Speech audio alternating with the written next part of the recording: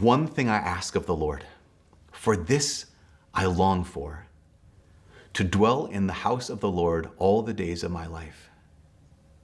If I could ask for one thing of God, the one thing I long for is to dwell in the house of the Lord all the days of my life. That's why Jesus, he says, do not rejoice out of all these other incredible things, incredible service to me, incredible making a difference. Rejoice that your names are written in heaven.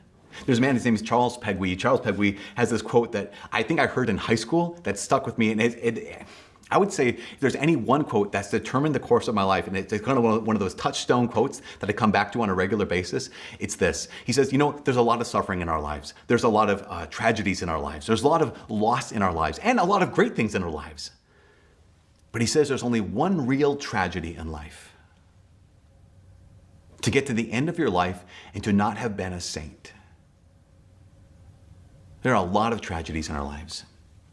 There's only one real tragedy in life. To not have been a saint. So what is that? What is it to be a saint?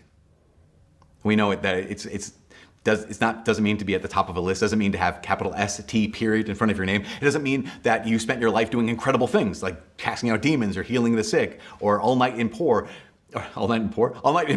What am I even saying? It doesn't mean we've done all these things. What it means is basically this. It means to have become the person that God created and redeemed you to be. Because the truth is about me is I'm not yet that person. And my guess is if you're anything like me, you are not yet that person. That yes, you are loved as you are, but you are not yet the you that you're meant to be. That if you're like me, you're still petty and still small and still easily hurt and offended. If you're like me, you have a heart that only loves the people that love you. And even that, not very well.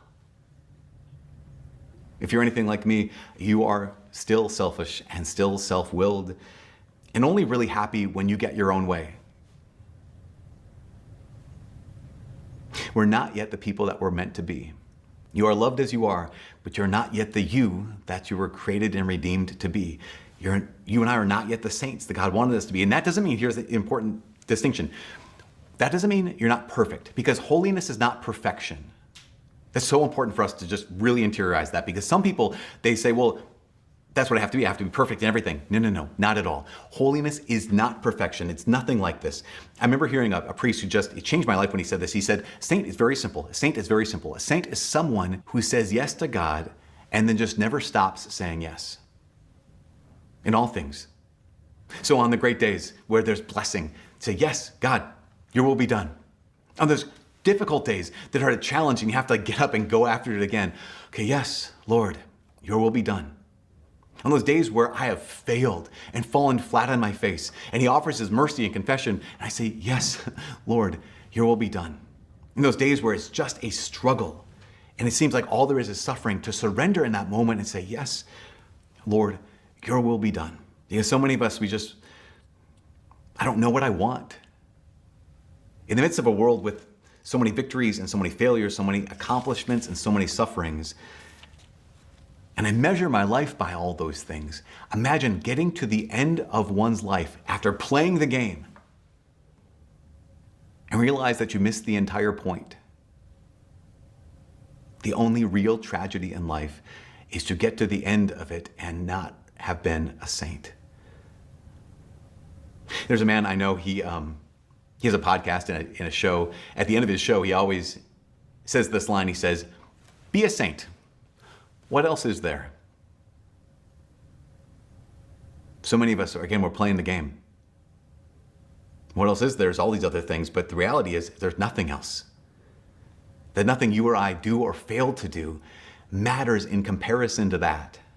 I think that's one of the reasons why in the second reading letter to the Galatians, St. Paul says, may I never boast of anything except for the cross of Jesus Christ.